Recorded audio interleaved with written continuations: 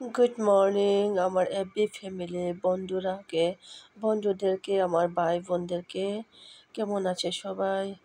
দিদিভাই তো জ্বর, কালকেও সারাদিন জ্বর। যে নববর্ষর বিকাল থেকে যে জ্বর হয়েছিল, জ্বর সারেনি। অ্যান্টিবায়োটিক চলছে, ট্যাবলেট চলছে, জ্বরের ট্যাবলেট চলছে। এত জ্বর কমে না, কে জানি না। জ্বর একটু কমে আবার লগে লগে ঠান্ডা হয়ে আছে, ঠান্ডা লেগে যায়। তো কে বলবো, যে এই জ্বর নিয়েই চলাফেরা করছি। চলাফেরা তো কি, বিছনা থেকে তো উঠতে পারি না। তো সেরকম টাইম টু টাইম যেটা রুগী যে মানুষটা পাওয়ার যেটা সেটাও ঠিকমতো হচ্ছে না। আর আমার হাজব্যান্ড শুনো তো যতটুকু পারে রান্না করছে, চালিয়ে যাচ্ছে। আর আজকে তো অফিসে গেছে, কারণ কালকে একদিন ছুটি নিয়েছিল, তো ছুটি শেষ। আজকে তো অফিসে যাবে।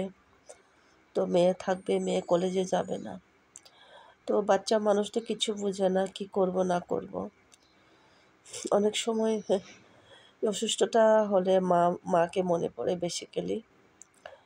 মা এমন একটা জিনিস, না বলার সত্ত্বেও বুঝে যায়। যেমন আমি একজন মা, আমার মেয়ে কী চায় না চায়, আমার ছেলে মেয়ে কী চায়, যেটা মন থেকে বুঝে যায়।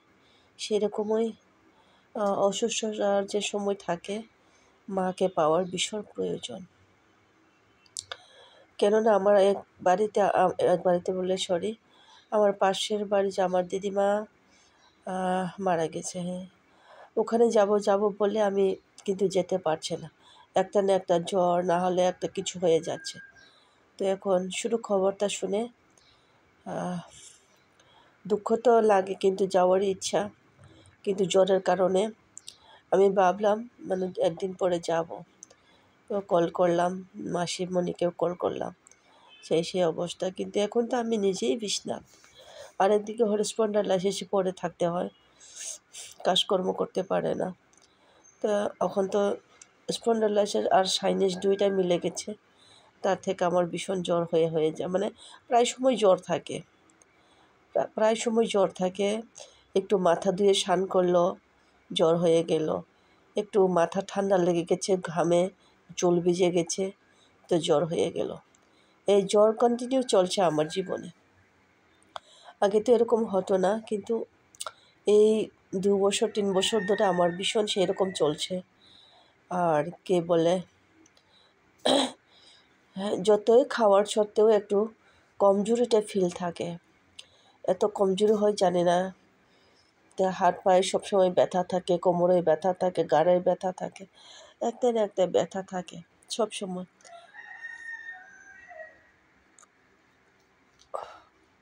শরীরটা যেমন অবসর থাকে না, সেরকম লাগছে। এখনো মুখ ধুইনি, আমি ঘুম থেকে উঠেছে, এই জীবন যুদ্ধ নিয়ে চলছে। মুখও ধুইনি, ব্রাশও করে নিই, ঘুম থেকে উঠলাম। তাই আমি বন্ধুদেরকে মেসেজই বলা যায়, যেটা অনেকে বলতে পারে শুধু অসুস্থতার নিউজটাই দিয়ে থাকে। অসুস্থতার মধ্যেও মধ্যে মধ্যে আমি ভিডিও বানিয়ে দিই, যেটা আমি ওই একটা মাতাল অবস্থাতে দিলাম। আমার ভীষণ জ্বর সেই সময়।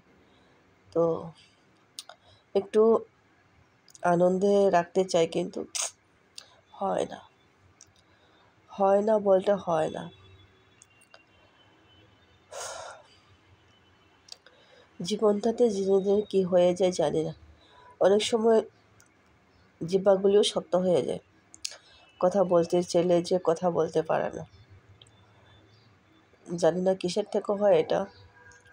নার্ভের প্রবলেম আছে একটু, সেই থেকে হয় জানি না। কোনো সময় আমার কথাগুলি প্রনাউন্সিয়েশন একদম হয় না।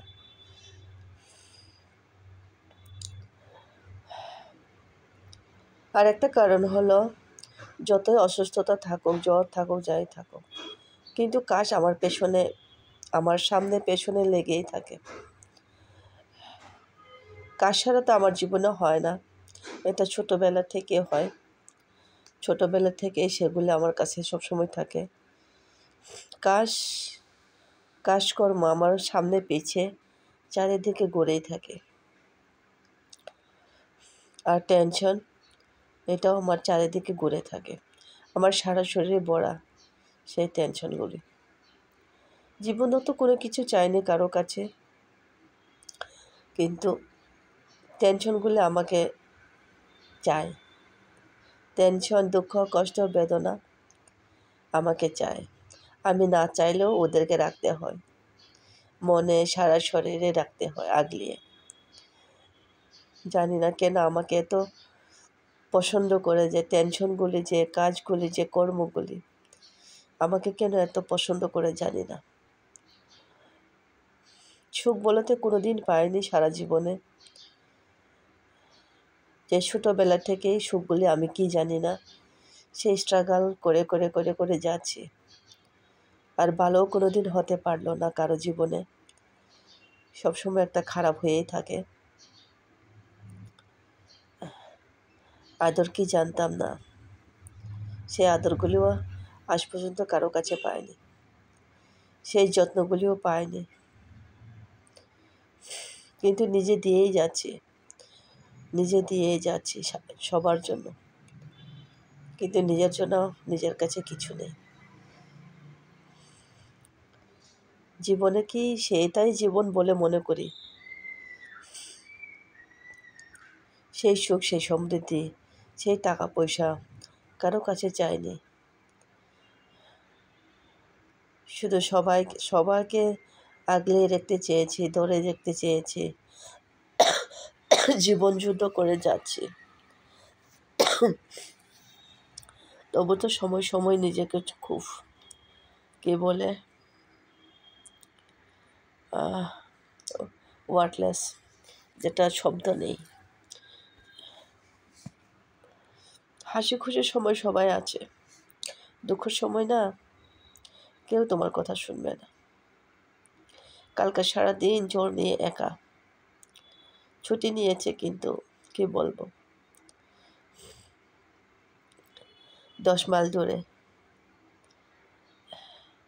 জানি না, আগেও সেরকম ছিল, যে সময় গড়েছিলাম সেই সময় সেরকম। আমার অসুস্থগুলি কেউ বুঝতো না,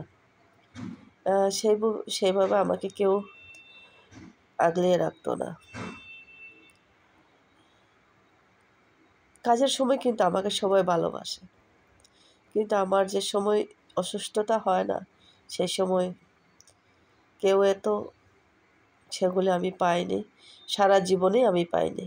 ছোটোবেলা থেকে আজ অবধি কারো কাছে সেই জিনিসটা পাইনি। পেতাম মায়ের কাছে, অল্প অল্প পেতাম। আর যে সময় দেওয়ার সময় ভাই বোন ছোটো ছোটো ছিল, সেই সময় যেরকম যেটা পাওয়ার সেটা পাইনি, যেটা সত্যি কথা।